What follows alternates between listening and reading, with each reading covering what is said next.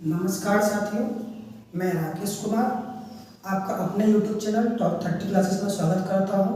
साथियों, हम लोग आज एक नए सेगमेंट को स्टार्ट करने वाले हैं। आपको ज्ञात होगा कि इस प्लेटफॉर्म पर आपका मैथ, रीजनिंग और साइंस के क्लासेस चल रहे हैं और ये कंटिन्यू चलते रहेंगे। और उसी के सिलसिले में आज से आपका एक नया सेगमेंट स्टार्ट होने वाला है, जियोग्राफी। तो आज से हम लोग जियोग्राफी के बारे में डिस्कस करना स्टार्ट कर दिए हैं और आज हम जियोग्राफी में हम लोग भारत का सामान्य परिचय देखेंगे। तो चलिए चलते हैं, देखते हैं। हम लोग बिना समय गवाए अपने टॉपिक पर चलते हैं। ठीक है, आइए चलते हैं।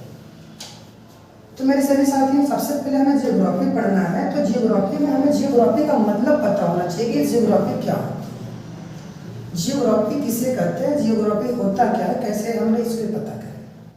हमें इसको जानना है, जियोग्राफी का मेन मतलब। अगर हमें जियोग्राफी का मतलब पता चल जाएगा तो साथियों हमारा आधा काम लगभग आसान हो जाएगा, ताकि हम आराम से जियोग्राफी को समझ सकें। तो आइए इसी सिलसिले में आगे बढ़ते हैं। तो मेरे सभी साथी, आपको ज्ञात होगा ये जियोग्राफी है, ये दो शब्दों से मिलकर बनी है, जियो प्लस ग्राफी। जियो प्लस ग्राफी, सॉरी, ये दो शब्दों से मिलकर बनी हुई है, जियो प्लस ग्राफी। जियो प्लस ग्राफी शब्दों से मिलकर। तो जियो का मतलब होता है साथियों पृथ्वी। जियो का मतलब होता है पृथ्वी और ग्राफी का मतलब होता है वर्णन करना।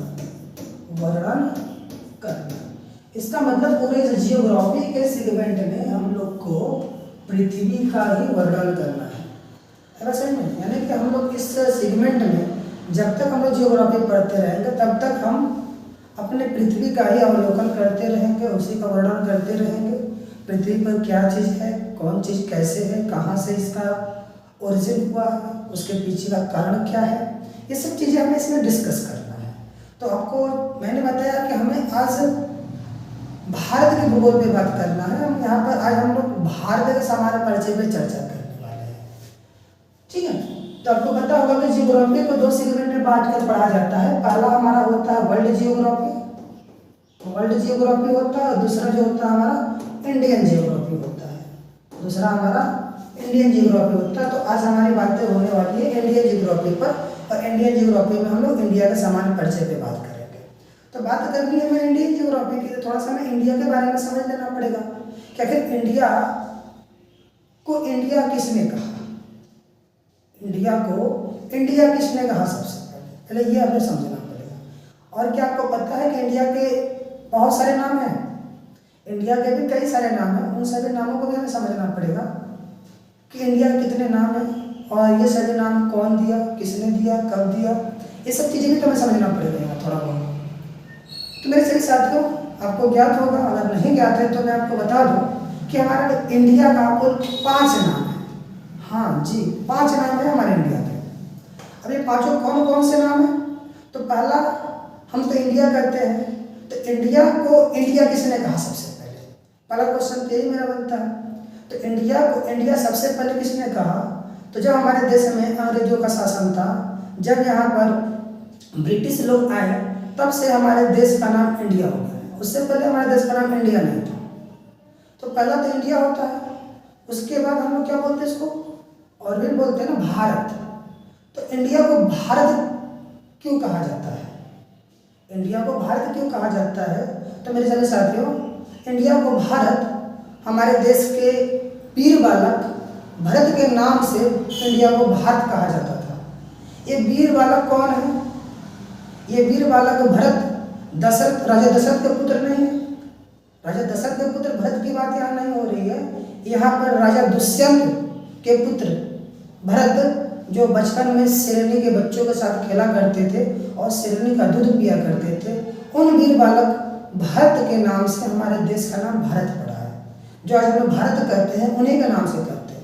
इस तरीके से इसके 2 नाम हो क्लियर। उसके बाद हमारे इंडिया को हिंदुस्तान भी कहा जाता है। हमारे इंडिया को हिंदुस्तान भी कहा जाता है। तो इंडिया को हिंदुस्तान किसने कहा? तो इंडिया को हिंदुस्तान हमारे देश में उस समय रह रहे पारसी ईसाइयों ने कहा था, फिर पारसी ईरानियों ने कहा था। उस समय हमारे देश में ईरानी लोग जब रह रहे थे, उस समय हमारे भारत को इन्होंने हिंदुस्तान नाम से संबोधित किया था।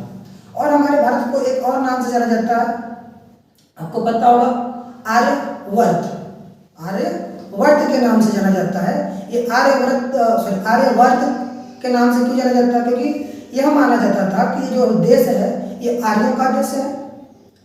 जो हमारा भारत है ये आर्यों का देश है। तो आर्यों के बसने की वजह से हमारे इस देश का नाम आर्यव्रत पड़ा है, आर्यवर्त पड़ा है। क्या? आर्यवर्त। ठीक। और ये पांचवा नाम हमारा होता है जम्बू द्वीप। भारत को जम्बू द्वीप भी कहा जाता था पहले, और कहीं कहीं आज भी देखने को मिलता है जम्बू द्वीप शब्द।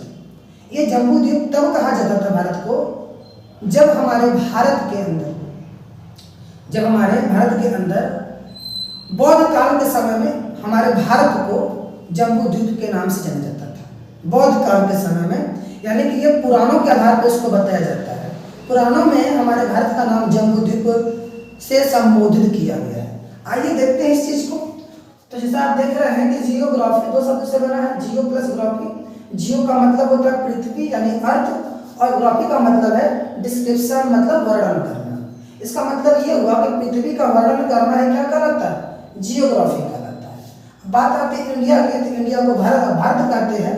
भारत क्यों कहते हैं? आर्यों के राजा भरत के नाम से इसको भारत कहा जाता था। आर्यों के राजा भरत के नाम से इसको भारत कहा जाता था। और हिंदुस्तान जो है वो ईरानियों और पारसियों ने इसका नाम हिंदुस्तान रखा है। जो ईरानी पारसी थे उस समय हमारे देश में, उन्होंने हमारे देश का नाम हिंदुस्तान रखा। और आर्यवर्त जो है वो भारत में बसने वाले आर्यों के नाम से पड़ा है। आर्यवर्त जो है वो भारत में बसने वाले आर्यों के नाम से हमारे देश का नाम आर्यवर्त पड़ा है। और जम्बू द्वीप जो है, जम्बू द्वीप को पुराणों के द्वारा रखा गया, ठीक है, पुराणों के द्वारा रखा गया है। और उस समय हमारे देश में बौद्ध काल चल रहा था, तब ये सभी नाम रखे गए हैं। इस तरीके से हमारे इंडिया के 5 नाम हो गए। आई होप आपको ये 5 नाम समझ में आ गया होगा कौन कौन है। चलिए हम इसी सिलसिले को आगे बढ़ाते हैं, देखते हैं और भी क्या है आपके लिए। तो हमारी बातें हो रही है भूगोल से, तो थोड़ा सा भूगोल के बारे में थोड़ा सा परिचय हो जाए कि भूगोल को किसने दिया, क्यों दिया। तो मेरे साथी आपको पता है कि भूगोल के जो जनक है, भूगोल के पिता किसको कहते हैं? भूगोल के पिता इरेटोस्थनीज को कहते हैं। भूगोल के पिता इरेटोस्थनीज को कहा जाता है। और जियोग्राफी शब्द का प्रयोग भी इन्होंने ही किया था। इरेटोस्थनीज ने ही जियोग्राफी शब्द का प्रयोग किया था। और जियोग्राफी में एक मानव जियोग्राफी आता है, मानव भूगोल आता है। और मानव भूगोल के जो जनक है, पिता है, वो फ्रेडरिक रेटजेल। मानव भूगोल के जो पिता है वो कौन है? फ्रेडरिक रेटजेल है। और आधुनिक भूगोल जो इस समय चल रहा है उसके जो फादर हैं उनको हम लोग बोलते हैं अलेक्जेंडर वान हम्बोल्ट। अलेक्जेंडर वान हम्बोल्ट जो है वो आधुनिक भूगोल के जनक माने जाते हैं। तो मेरे साथियों, हमारा जो भारत है पृथ्वी पर ही तो बसा हुआ है। तो थोड़ा सा हम बात कर लेते हैं कि पृथ्वी का रोटेशन कैसा है। पृथ्वी किधर से किधर घूमती है? पूरब से पश्चिम घूमती है कि पश्चिम से पूरब घूमती है? तो मेरे साथियों, पृथ्वी का जो घूर्णन दिशा है तो पृथ्वी की दिशा में घूमती है। तो हमको आपको बता दें कि पृथ्वी का जो रोटेशन होता है वो पश्चिम से पूरब होता है। पृथ्वी का जो रोटेशन होता है वो पश्चिम से पूरब दिशा में होता है। पृथ्वी हमारी पश्चिम से पूरब दिशा की ओर घूमती है। तो चलिए हम बात करते हैं अपने भारत की। तो हम पहले बात करेंगे भारत का आकार कैसा है, भारत देखने में कैसा लगता है। तो मेरे साथियों, जब आप भारत को देखेंगे तो भारत आपको कैसा दिखाई देगा? आज जब भारत को देखेंगे तो मेरे साथियों आपको भारत कैसा दिखाई देगा? मेरे सभी साथी आप देख पाएंगे तो जो मेरा भारत है इसका आप स्ट्रक्चर देखेंगे तो इस टाइप से आपको अपना भारत दिखाई देगा। इस आकृति को हम लोग बोलते हैं चतुष्फलकी आकृति। इस आकृति को क्या कहते हैं? इस आकृति को हम लोग चतुष्फलकी आकृति कहते हैं मेरे साथी। ये हमारा आकृति कहलाता है चतुष्फलकी, या इसको बोलते हैं हम लोग चतुष्कोणी। चतुष्फलकी या चतुष्कोणी इसी आकृति को कहा जाता है। आइए सही में, यानी कि हमारे जो भारत का आकार है, आई होप आपको समझ में आ गया होगा कि जो हमारे भारत का आकार है वो कैसा है। हमारे भारत का आकार क्या है? चतुष्फलकी या चतुष्कोणी, ठीक है। तो अब बात होता है कि हमारे भारत में कितने राज्य हैं? तो भारत में कुल 28 राज्य हैं और उसका जो नाम है वो सभी नाम आप लोग कमेंट बॉक्स में कमेंट कीजिए कि हमारे भारत के 28 राज्य के नाम क्या क्या हैं। और हमारे भारत में कुल 8 केंद्र शासित प्रदेश इस समय हो चुके हैं। आई बात समझ में? हमारे देश में कुल 8 केंद्र शासित प्रदेश हो चुके हैं। आइए हम उस 8 केंद्र शासित प्रदेश को देखते हैं, वो कहाँ है, कौन कौन है, इस पे थोड़ा सा चर्चा कर लेते हैं। तो 8 केंद्र शासित प्रदेश हमारे भारत में कौन कौन है। तो मेरे साथी, पहला हमारा जो केंद्र शासित प्रदेश है वो जम्मू कश्मीर, दूसरा हमारा चंडीगढ़, तीसरा दादरा नगर हवेली एंड दमन और दीव, और चौथा जो मेरा होता है वो लक्षद्वीप होता है, पांचवा हम लद्दाख, छठवां को हम दिल्ली कहेंगे, सातवां हमारा क्या है पौंडीचेरी, और आठवां है अंडमान निकोबार द्वीप समूह। ये जो अंडमान निकोबार द्वीप समूह है मेरे साथी, ये बंगाल की खाड़ी में स्थित है। इस तरीके से मेरे पूरे 8 के 8 हमारे केंद्र शासित प्रदेश हो जाते हैं। तो मेरे साथी आप देख पा रहे होंगे कि ये जो लाइन है, अगर इसको हम लाइन मान ले तो हमारे भारत के पश्चिम की तरफ 4 केंद्र शासित प्रदेश है और भारत के पूरब की तरफ 4 केंद्र शासित प्रदेश है। तो आपसे क्वेश्चन को घुमा के पूछ लिया जाएगा कि भारत के उत्तर दिशा में स्थित, भारत के पश्चिम दिशा में स्थित केंद्र शासित प्रदेश निम्नलिखित में से कौन है, भारत के पूरब दिशा में स्थित केंद्र शासित प्रदेश निम्नलिखित में से कौन है। तो मेरे साथी आपको ध्यान होना चाहिए कि पश्चिम में कौन कौन सा केंद्र शासित प्रदेश है और पूरब में कौन कौन केंद्र शासित प्रदेश है। तो आई होप आपको बातें समझ में आ गई होगी कि पूरब में सर आपका लद्दाख, दिल्ली, पौंडीचेरी, अंडमान निकोबार पड़ता है, और पश्चिम में हमारा जम्मू कश्मीर, चंडीगढ़, दादरा नगर हवेली, दमन और दीव पड़ता है तथा लक्षद्वीप पड़ता है। इस तरीके से हमारे 8 के 8 केंद्र शासित प्रदेश हो जाते हैं कवर, और हम चलते हैं आगे। तो मेरे सभी साथी, अब हम बात करते हैं अपने इस भारत के भूभाग की कि भारत जो है दुनिया में कितना क्षेत्रफल कवर करता है। तो भारत का ये जो दुनिया में स्थान वो क्या है, हम इस पर थोड़ा सा चर्चा कर लेते हैं मेरे साथी। तो आप देख रहे हैं मेरे साथी कि जो भारत का भूभाग है वो कितने क्षेत्रफल में फैला हुआ है। तो मेरे दोस्तों, भारत का जो क्षेत्रफल है वो 32,87,263 वर्ग किलोमीटर है। कितना? 32,87,263 किलोमीटर, 263 वर्ग किलोमीटर में फैला हुआ है हमारे देश का पूरा भूभाग। अब बात ये होता है सर, पूरी दुनिया में ये जो हमारा भारत का भूभाग है वो कितना है, पूरी दुनिया में हमारे जो भारत का भूभाग है वो कितना अपना स्थान रखता है। तो मेरे साथी मैं आपको बता दूं कि अगर हम पूरी दुनिया को 100% माने तो उसमें से मात्र 2.42% क्षेत्रफल भारत का है। पूरी दुनिया का मात्र 2.42% भारत का क्षेत्रफल पड़ेगा। आई बात समझ में? तो अब बात होता है कि सर भारत जो है पूरी दुनिया में क्षेत्रफल के आधार पर कौन सा पोजीशन रखता है, क्षेत्रफल के आधार पर उसका पोजीशन क्या है। तो मेरे भाई मैं आपको बता दूं कि भारत का क्षेत्रफल के आधार पर पूरी दुनिया में स्थान 7 नंबर का आता है, यानी कि 7वें नंबर में हमारा भारत आता है। दुनिया के सबसे बड़े देशों में क्षेत्रफल के आधार पर सबसे बड़े देशों में हमारा इंडिया 7वें नंबर पर आता है। तो बात होती है कि सर पहले नंबर पर कौन है। तो मेरे साथ की आपको मैं बता दूं कि पहले नंबर पर क्षेत्रफल के आधार पर दुनिया में सबसे बड़ा जो देश है वो है रसिया, मतलब रूस। हमारा वही सच्चा मित्र रूस, वो है दुनिया में क्षेत्रफल के आधार पर सबसे बड़ा देश। आएगा समझ में? तो इस तरीके से हम लोग आगे बढ़ते हैं। तो हम देखते हैं कि सबसे बड़ा देश जो है वो हमारा रूस है, उसके बाद कनाडा है, उसके बाद चाइना है, अमेरिका, ब्राजील, ऑस्ट्रेलिया, और 7वें नंबर पर हमारा प्यारा भारत एग्जिस्ट करता है। मेरे साथी आपको मैं इस इमेज में आपको मैं उसको दिखा रहा हूँ, आप देख रहे हैं कि मेरे साथी ये जो है मेरा रूस है, यहाँ से लेकर यहाँ तक फैला हुआ पूरा, ये हमारा रूस का एरिया है, ये पूरा रूस है पहले नंबर पर आप देख रहे हैं। और दूसरे नंबर पर कनाडा है, ये हमारा पूरा का पूरा कनाडा फैला हुआ इस तरीके से। ये दूसरे नंबर पर मेरा क्या आएगा, कनाडा आएगा दूसरे नंबर पर, और पहले नंबर पर मेरा रूस आएगा। अब बात होता है तीसरे नंबर पर चाइना की। तो मेरे साथ ही चाइना यही पास में है रूस की, चाइना रूस के साथ अपनी बाउंड्री साझा करती है। इस तरीके से यहाँ चाइना हो जाता है। और चौथे नंबर पर आता है अमेरिका, जिसको हम लोग यूएसए बोलते हैं मेरे साथी। जो यूएसए है वो कनाडा से अपनी बाउंड्री साझा करता है। इस तरीके से हमारा यूएसए हो जाता है। ये हमारा चौथे नंबर का देश, क्षेत्रफल के आधार पर सबसे बड़ा चौथे नंबर पर देश है। और 5वें नंबर पर आएंगे मेरे साथी तो आएगा ब्राजील। आप देख रहे हैं ब्राजील यहाँ है, ये ब्राजील है जो 5वें नंबर का क्षेत्रफल के आधार पर 5वां देश है। अब उसके बाद आता है ऑस्ट्रेलिया।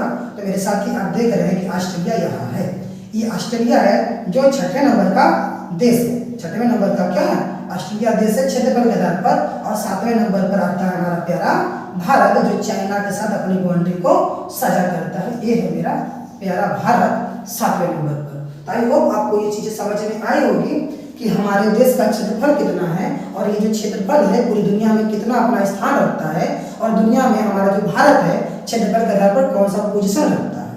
आएगा समझ में? चलिए हम इसी सिलसिले को आगे बढ़ाते हुए आगे देखते हैं कि और भी क्या है आपके लिए। तो मेरे साथ आपको इसके बारे में जानकारी हो गई है कि हमारे केंद्र शासित प्रदेश कौन कौन है। तो हम बात करते हैं अपने देश के क्षेत्रफल के आधार पर राज्यों की बात करते हैं कि अपने ही देश में कौन सा राज्य बड़ा है और कौन सा राज्य छोटा है। आपको मैंने बता दिया कि हमारे देश में कुल 28 राज्य हैं। अब इसी 28 राज्यों में से कौन सा राज्य सबसे बड़ा है और कौन सा राज्य सबसे छोटा है, क्योंकि यहाँ से क्वेश्चन पूछे जाते रहे हैं और पूछे जाते रहेंगे। और कहा जाता है कि यहाँ पर जो क्वेश्चन आता है वो क्षेत्रफल के आधार पर अरेंज करने के लिए भी दे दिया जाता है कि कौन सा देश सबसे बड़ा, कौन सा राज्य इंडिया का सबसे बड़ा राज्य है क्षेत्रफल के आधार पर, और कौन सा राज्य इंडिया का सबसे छोटा राज्य है क्षेत्रफल के आधार पर।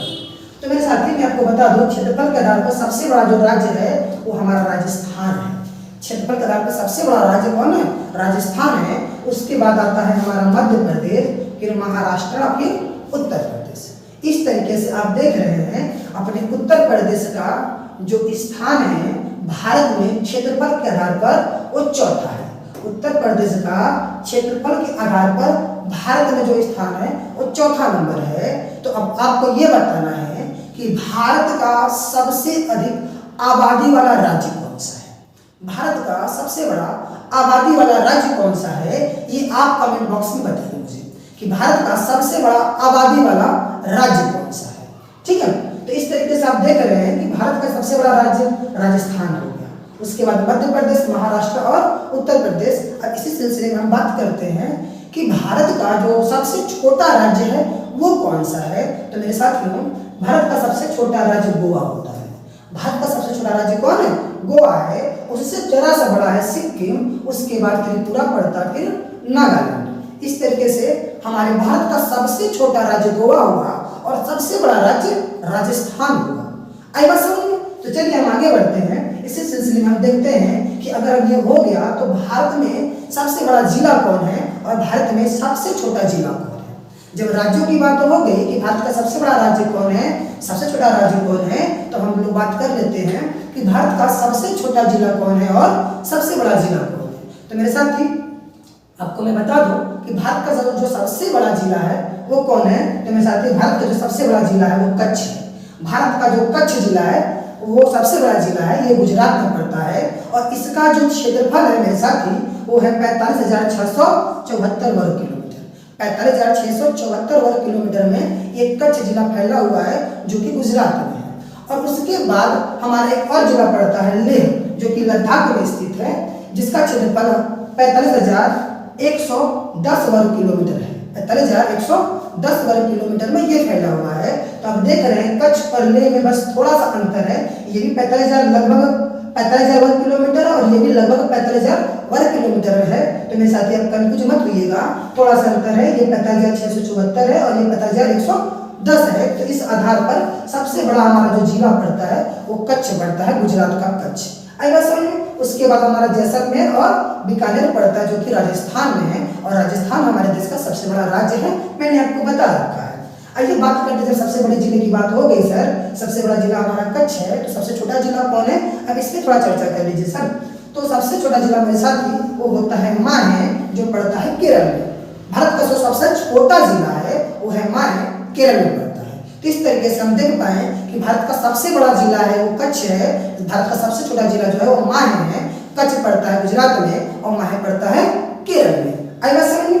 तो चलिए मेरे साथी हम बात करते हैं थोड़ा सा पौंडीचेरी पर। ये जो पौंडीचेरी है आप देखिए हैं कि मेरा एक केंद्र शासित प्रदेश भी है। तो थोड़ा सा बात करते हैं जो केंद्र शासित प्रदेश पौंडीचेरी है, ये इसका जो बाउंड्री वो किन किन राज्यों से लगा हुआ है और इसके पास कितने जिले होते हैं। हम इसी जिले के सिलसिले को आगे बढ़ाते हुए हम पौंडीचेरी के भी जिलों को देखना चाहेंगे। तो मेरे साथ में आपको बता दूं ये जो पौंडीचेरी है वो भारत के 3 राज्यों से अपने सीमा को साझा करती है और उन्हीं तीनों राज्यों में इसका जिला स्थित है। तो वो तीनों राज्य कौन कौन से हैं मेरे साथी?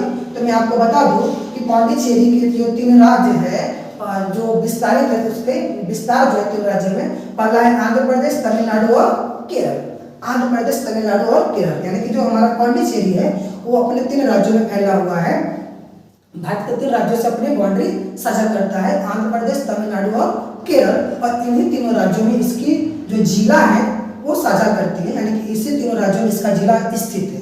तो मैं आपको बता दूं मेरे दोस्त कि ये जो पांडिचेरी, इसके पास केवल 4 जिले होते हैं। ये चारों जिले जो है वो इन्हीं तीनों राज्यों में है। तो आपको बता देते हैं हम कि आंध्र प्रदेश में इसका एक जिला लगता है जिसका नाम है यनम, और उसके बाद तमिलनाडु में इसके 2 जिले हैं, एक का नाम पांडिचेरी, दूसरे का नाम कराईकल है, और केरल में इसका एक जिला है जिसका नाम है माहे, और यही माहे है जो भारत का सबसे छोटा जिला है। यही माहे है जो भारत का सबसे छोटा जिला है। तो मेरे साथी आपको पता चल गया ये जो माहे है ये भारत का सबसे छोटा जिला है जो केरल में है, और ये केरल में हमारा पांडिचेरी का विस्तार भी है। यानी कि ये जो माहे हैं वो केरल का एक जिला भी हुआ और पांडिचेरी का भी वो जिला कहा जाता है। यानी कि जो माहे हैं ये माहे जिला 2 जगह पर फैली हुई है, मतलब केरल का भी यही है और पांडिचेरी का भी माहे माना जाता है। तो अब इसी सिलसिले को हम आगे बढ़ाते हुए आगे चलते हैं, देखते हैं और आपके लिए इसमें क्या है। तो मेरी बातें होती है कि सर दुनिया में भारत की स्थिति बताइए वो कहाँ है इस ग्लोब पर। तो मेरे साथी मैं ग्लोब का थोड़ा सा आपको इंट्रोडक्शन ले दूं तो ये मान लीजिए पूरी दुनिया है वृत्त के जैसा गोला है। आपको पता है कि पूरी दुनिया क्या गोल है, ऐसा लोग मानते हैं, लेकिन दुनिया तो गोल है नहीं, ऊपर से क्या है चपटी है। तो फिलहाल में हम समझने के लिए बस इसको गोल मान के समझते हैं जियोग्राफी में। तो मेरे साथी अगर हम इस तरीके से क्षैतिज रेखा खींचते हैं अपने ग्लोब पर, तो ये जो क्षैतिज रेखाएं हैं मेरे साथी इसको अक्षांश कहा जाता है, और ये जो ऊर्ध्वाधर रेखाएं खींची जाती है मेरे साथी इसको देशांतर कहा जाता है। तो इधर हमारी ये सब रेखाएं हैं इसको क्षैतिज रेखा को जो हम बोलते हैं वो अक्षांश बोलते हैं, और ये जो ऊर्ध्वाधर रेखा बहुत सारी खींची जाती है उसको हम लोग देशांतर बोलते हैं। तो ये जो पृथ्वी के बीचों बीच से होकर गुजरने वाली जो क्षैतिज रेखा है मेरे साथी इसको हम लोग बोलते हैं विषुवत रेखा। पृथ्वी के बीचों बीच से गुजरने वाली जो रेखा है मेरे साथी वो कहलाता है विषुवत रेखा, और पृथ्वी के बीचों बीच से गुजरने वाली जो ऊर्ध्वाधर रेखा है हम जिसको बोलते हैं हम लोग क्या 0 डिग्री देशांतर है। बस ये क्या है 0 डिग्री देशांतर रेखा इसको कहते हैं, और ये हमारा कहलाता है 0 डिग्री अक्षांश रेखा, इसी को हम लोग बोलते हैं विषुवत रेखा। 0 डिग्री अक्षांश रेखा को हम क्या कहते हैं विषुवत रेखा बोलते हैं, और इसी को भूमध्य रेखा भी कहा जाता है। भूमध्य रेखा का मतलब होता है भूमि के मध्य से जाने वाली रेखा। भूमि के मध्य से जाने वाली रेखा को ही भूमध्य रेखा कहा जाता है मेरे साथी।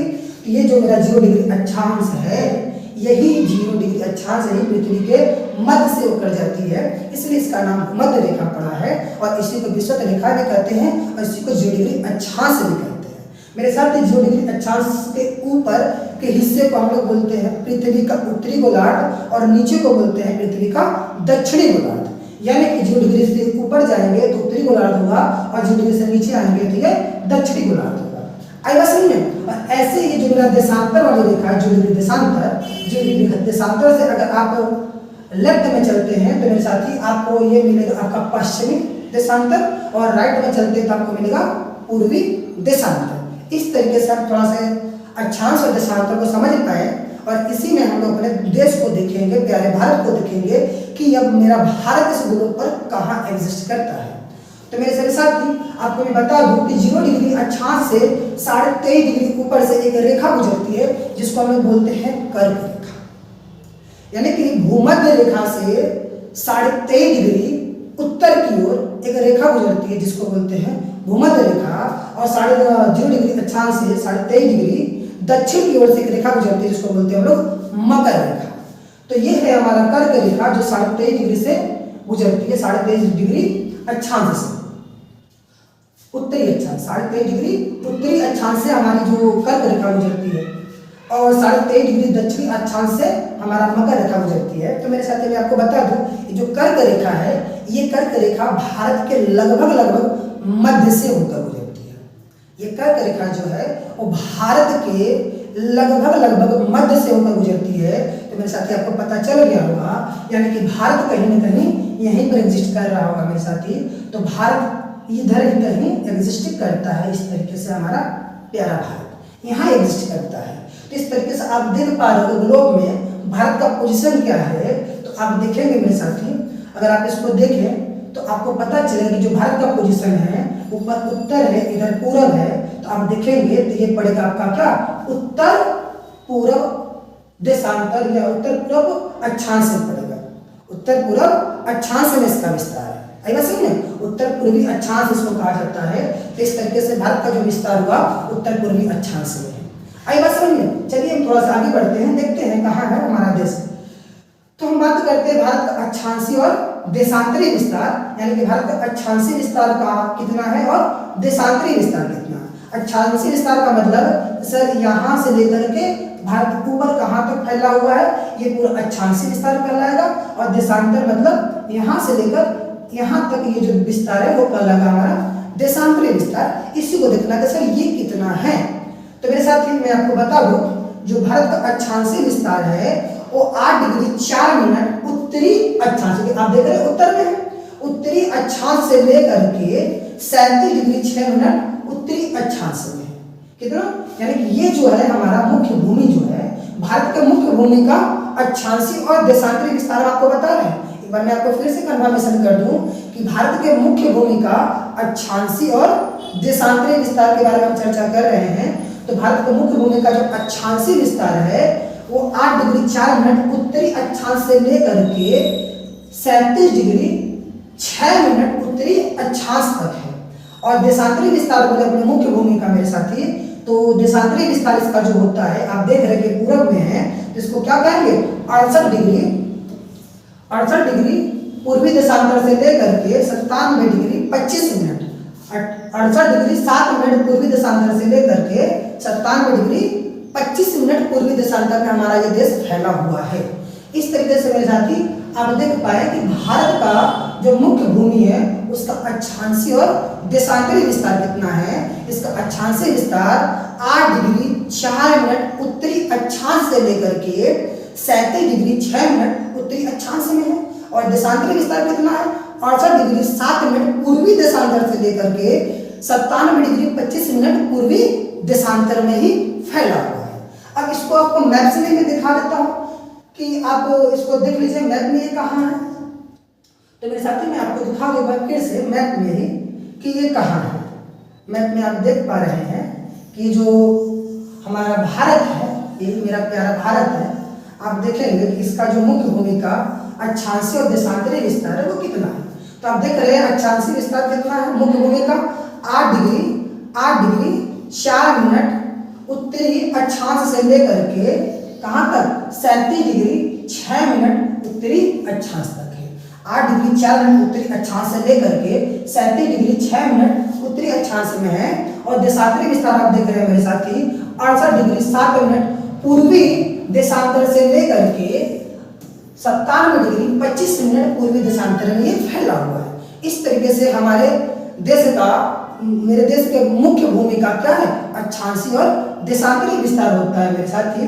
तो चलिए हम इसी सिलसिले को आगे बढ़ाते हैं थोड़ा, और इसमें हम देख लेते हैं कि जो भारत का जो मुख्य भूमि है उत्तर से दक्षिण में कितना विस्तार रखता है और पूर्व से पश्चिम में कितना विस्तार रखता है। तो मेरे साथी भारत का उत्तर से दक्षिण में जो विस्तार होता है मेरे साथी वो होता है 3214 किलोमीटर, यानी कि उत्तर से दक्षिण में जो मेरे भारत की लंबाई है मेरे साथी वो 3214 किलोमीटर। और पूरब से लेकर पश्चिम, पूरब से लेकर पश्चिम तक बोलिए या तो पश्चिम से लेकर पूरब तक बोलिए, इसका जो लंबाई है वो 2933 किलोमीटर है। बस सही है, यानी कि उत्तर से लेकर दक्षिण तक इसका जो विस्तार है वो कितना है 3214 किलोमीटर। और पश्चिम से लेकर पूरब तक इसका विस्तार कितना है, पश्चिम से लेकर पूरब तक इसका जो विस्तार है मेरे साथी ये 2933 किलोमीटर। इस तरीके से हमारे देश का विस्तार हो जाता है। आप देख पाए कि इसका अक्षांशीय विस्तार कितना है मुख्य भूमि का, और देशांतरी विस्तार कितना है, और पूर्व से पश्चिम में कितना विस्तार रखता है, और उत्तर से दक्षिण में कितना विस्तार रखता है। चलिए इसी सिलसिले को हम आगे बढ़ाते हैं, देखते हैं और आपके लिए इसमें क्या है। तो मेरे साथी आगे बढ़ते हम लोग। अब हम बात करते हैं, जब ये मेरा देश भारत है तो इस भारत का सबसे उत्तर में सबसे लास्ट पॉइंट का नाम क्या है, और सबसे दक्षिण में सबसे लास्ट पॉइंट का नाम क्या है। भारत की बात कर रहे हैं मेरे साथ, भारत की बात कर रहे हैं। तो भारत की बात करेंगे तो यहाँ पर हमारे बिंदु थोड़े से वेरी करते हैं। अगर भारत के मुख्य भूमि की बात करेंगे तो हमारे पॉइंट वेरी कर जाएंगे। तो मेरे साथी इसी सिलसिले को आगे बढ़ाते हुए हम आपको बताते हैं कि जो भारत का सबसे उत्तरी बिंदु है, भारत का सबसे उत्तरी बिंदु का नाम क्या है?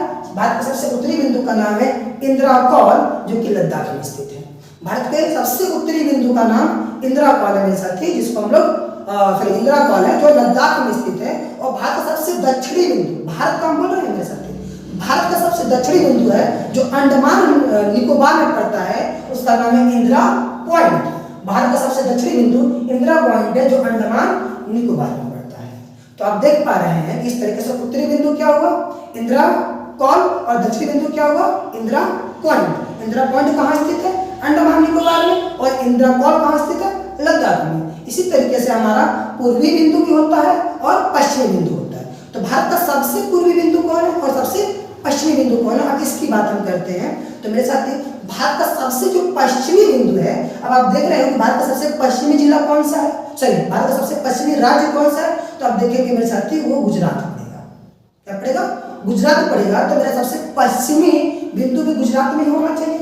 और भारत का सबसे पूर्वी राज्य कौन सा है? तो मेरे साथी आप देखेंगे ग्राफ में तो पड़ेगा अरुणाचल प्रदेश। तो ये जो अरुणाचल प्रदेश है मेरे साथी, इसी में मेरा क्या होगा? सबसे पूर्वी बिंदु भी होना चाहिए। तो आइए देखते हैं उसका नाम क्या है मेरे साथी। तो पश्चिमी बिंदु का नाम, भारत का सबसे पश्चिमी बिंदु है वो गुवाहाटी है, जो पड़ता है गुजरात में। गुवाहाटी पड़ता है गुजरात में, और हमारा पश्चिमी बिंदु है। और भारत का सबसे पूर्वी बिंदु है वो किबिथु है, जो अरुणाचल प्रदेश में पड़ता है, जो अरुणाचल प्रदेश में पड़ता है। इस तरीके से आप देख पा रहे हैं कि भारत का सबसे उत्तरी बिंदु इंदिरा कॉल, जो कि लद्दाख में है। सबसे दक्षिणी बिंदु इंदिरा पॉइंट अंडमान निकोबार में है। और सबसे पश्चिमी बिंदु जो है गुजरात में है, जिसका नाम आपको पता है, जिसका नाम है हमारा गुवाहाटी। ठीक है, गुवाहाटी। और सबसे पूर्वी बिंदु हमारा क्या है? किबिथु, जिसका जो कहाँ स्थित है? अरुणाचल प्रदेश में। तो इसी सिलसिले में मैं आपको बता दूं मेरे साथी, ये तो रही भारत की बात। अगर आपसे कभी पूछे भारत के मुख्य भूमि का सबसे अंतिम बिंदु, तो उसका आंसर आपका इंदिरा पॉइंट नहीं होगा। अगर आपसे पूछे कि भारत का सबसे पश्चिमी बिंदु, तब तो उसका आंसर आपका क्या हो जाएगा? इंदिरा पॉइंट। लेकिन जब से पूछे कि भारत के मुख्य भूमि का सबसे अंतिम बिंदु कौन सा है, तो वहां इंदिरा पॉइंट आपका नहीं होगा, उसका नाम अलग है मेरे साथी। तो भारत के मुख्य भूमि का जो दक्षिणी बिंदु है, भारत के मुख्य भूमि का जो सबसे दक्षिणी बिंदु है वो है कन्याकुमारी। भारत के मुख्य भूमि का सबसे दक्षिणी बिंदु है वो है क्या? कन्याकुमारी।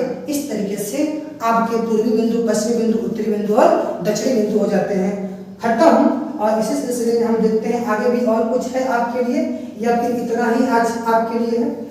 तो आगे देखते हैं, थोड़ा सा है कुछ आपके लिए इसमें। तो हम आपको बता दिए थे कि मेरे साथी जो 0 डिग्री अक्षांश से 23.5 डिग्री उत्तर की ओर से एक रेखा गुजरती है, कर्क रेखा। और ये कर्क रेखा है वो भारत के लगभग मध्य से होकर जाती है। तो हमारी बातें होती है इस कर्क रेखा पर कि सर ये जो कर्क रेखा है वो भारत के किन किन राज्यों से होकर गुजरती है। तो मेरे साथी आप देखेंगे कि भारत का जो कर्क रेखा है वो लगभग जब मध्य से गुजरती है सर, तो कौन कौन सा हमारा राज्य पड़ेगा, उसको एक बार देख लेते हैं। तो आप देख रहे हैं कि हमारा जो कर्क रेखा है भारत के लगभग मध्य से होकर गुजरेगा, वो यहाँ से लगभग जाता है मेरे साथी, वो यहाँ से इस तरीके से जाता है, यहाँ से ये जाता है। इस तरीके से हमारा कर्क रेखा जाता है। यही है 23.5 डिग्री कर्क रेखा, यही 23.5 डिग्री कर्क रेखा। तो आप देखेंगे मेरे साथी, ये हमारा क्या है? गुजरात हुआ, फिर ये थोड़ा सा राजस्थान का हिस्सा है, उसके बाद ये पूरा मध्य प्रदेश है तीसरे नंबर में। उसके बाद जब आगे बढ़ेंगे तो यहाँ पर आपका छत्तीसगढ़ पड़ेगा 4 नंबर पर।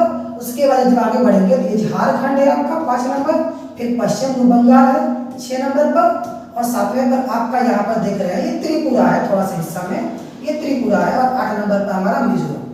तो इस तरीके से मेरे साथी आप देख रहे हैं कर्क रेखा किन किन राज्यों से गुजरती है। तो आपसे कभी पूछे कि पूर्व से पश्चिम की ओर बताना है, तो पश्चिम से पूरब की तरफ कर्क रेखा किन किन राज्यों से गुजरती है? पश्चिम से पूरब की ओर कर्क रेखा भारत के किन किन राज्यों से गुजरती है? तो पश्चिम में सबसे पहले गुजरात पड़ेगा मेरे साथी, उसके बाद राजस्थान पड़ेगा, फिर मध्य प्रदेश पड़ेगा, फिर छत्तीसगढ़ पड़ेगा, फिर झारखंड पड़ेगा, फिर उसके बाद आपका पश्चिम बंगाल पड़ेगा मेरे साथी, उसके बाद आपका त्रिपुरा, फिर मिजोरम। इस तरीके से हमारे 8 के 8 राज्य हैं जो कर्क रेखा जिनसे गुजरती है। तो मेरे साथी आपको पता चल गया होगा कि जो कर्क रेखा है भारत के किन किन राज्यों से गुजरती है, भारत के इन 8 राज्यों से गुजरती है। इसी को शॉर्ट में हम लोग पढ़ते हैं मित्र पर गमछा झार। मित्र पर गमछा, मित्र पर गमछा झार, एक शॉर्ट ट्रिक से हम लोग इसको पढ़ लेते हैं, मित्र पर गमछा झार। अब इसी में ये 8 के 8 राज्यों के नाम छिपाए गए हैं।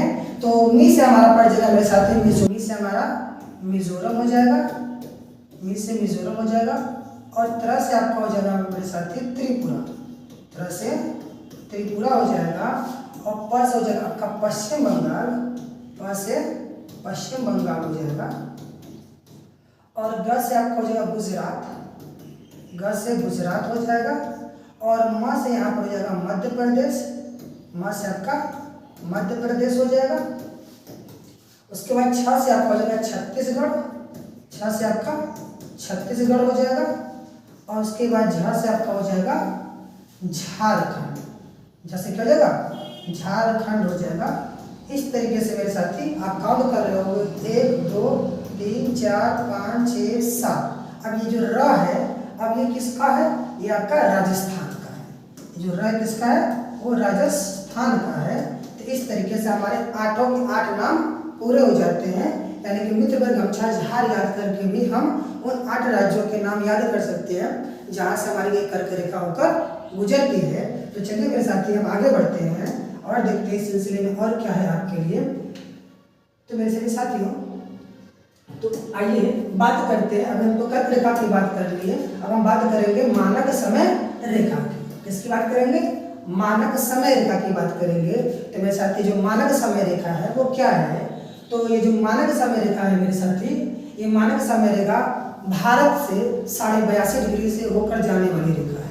भारत से 82.5 डिग्री से होकर जाने वाली जो रेखा है उसी का नाम है हमारा मानक समय रेखा। आइए उसको भी हम लोग मैप से देख लेते हैं वो रेखा है कहाँ, ताकि हमको पूरा का पूरा कंफर्मेशन मिल जाए।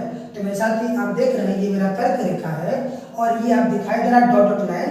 ऐसे ही एक 82.5 डिग्री से एक रेखा को गुजरती है जिसका नाम है आपका मानक समय रेखा। ये 82.5 डिग्री से होकर जाती है, यानी कि 82.5 डिग्री से होकर जाने वाली रेखा, भारत से 82.5 डिग्री से होकर जाने वाली जो रेखा है वही कहलाती है भारतीय मानक समय रेखा। अब हमें ये देखना है कि जो भारतीय मानक समय रेखा है वो भारत के किन किन राज्यों से होकर गुजरती है मेरे साथी। तो आइए देखते हैं, हम उत्तर से दक्षिण तरफ बढ़ते हैं तो हमें क्या क्या मिलेगा। यहाँ से आप देखेंगे कि आपका उत्तर प्रदेश आएगा, फिर मध्य प्रदेश आएगा, उसके बाद आपका छत्तीसगढ़ आएगा, और छत्तीसगढ़ के बाद आपका उड़ीसा पड़ेगा, उड़ीसा के बाद आपका यहाँ पर आंध्र प्रदेश पड़ेगा। तो इस तरीके से आप काउंट कर सकते हैं 1 2 3 4 5, यानी कि 5 राज्यों से होकर गुजरता है। ये जो भारतीय मानक समय रेखा है ये भारत के 5 राज्यों से होकर गुजरता है। तो मेरे साथ आप देख रहे हैं ये मेरा कर्क रेखा है और ये मेरा भारतीय मानक समय रेखा है। ये दोनों यहाँ पर इंटरसेक्ट कर रहे हैं, यहाँ पर काट रहे हैं। तो ये जो काट रहे हैं वो किस राज्य में काट रहे हैं, तो मेरे साथी आप मैप में देख पा रहे होंगे कि ये जो काट रहा है छत्तीसगढ़ में काट रहा है। इस तरीके से मेरा क्वेश्चन एक और बन जाता है कि जो भारतीय मानक समय रेखा और कर्क रेखा दोनों एक दूसरे को किस राज्य में काटती है, तो मेरे साथी आप बताना कि छत्तीसगढ़ में काटती है। आई बात सही में। आइए चलिए चलते हैं हम लोग आगे, देखते हैं और भी क्या है इसमें आपके लिए। तो मेरे साथी आइए देख लेते हैं क्या है। तो वही चीज है जो मैंने आपके ऊपर पढ़ाया है, भारतीय मानक समय रेखा तथा कर्क रेखा दोनों एक दूसरे को कहाँ काटती हैं सर, छत्तीसगढ़ में काटती हैं। आपने देखा मैप में कि जो भारतीय मानक समय रेखा है और कर्क रेखा है दोनों दूसरे को छत्तीसगढ़ में काटती है साथी।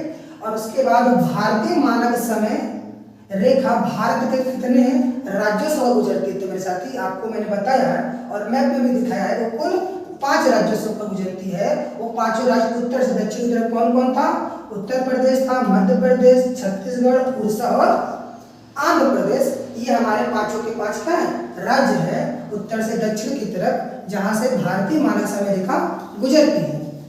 तो मेरे साथी अब थोड़ा से एडवांस चीजें हैं इस मानक समय रेखा के लिए कि भारतीय मानक समय रेखा ग्रीनविच समय से 5.5 घंटे आगे चलता है। भारतीय मानक समय रेखा ग्रीनविच समय से 5.5 घंटे आगे चलता है। इसका मतलब यह है कि अगर दुनिया में 12 बज रहा होगा तो हमारे देश में 5:30 बज रहा होगा।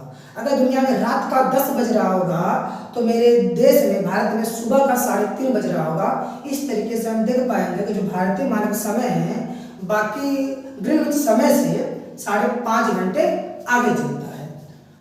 भारतीय मानक समय रेखा उत्तर प्रदेश के मिर्जापुर जिले से गुजरती है। ये जो भारतीय मानक समय रेखा है उत्तर प्रदेश के मिर्जापुर जिले से होकर गुजरती है और भारतीय मानक समय रेखा 82.5 डिग्री पूर्वी देशांतर से लगी हुई, ये भी आपको पता होना चाहिए कि जो भारतीय मानक समय रेखा है वो पूर्वी देशांतर से कितना 82.5 डिग्री पूर्वी देशांतर से लगा हुआ है। 82.5 डिग्री पूर्वी देशांतर से लगा हुआ मेरे साथी।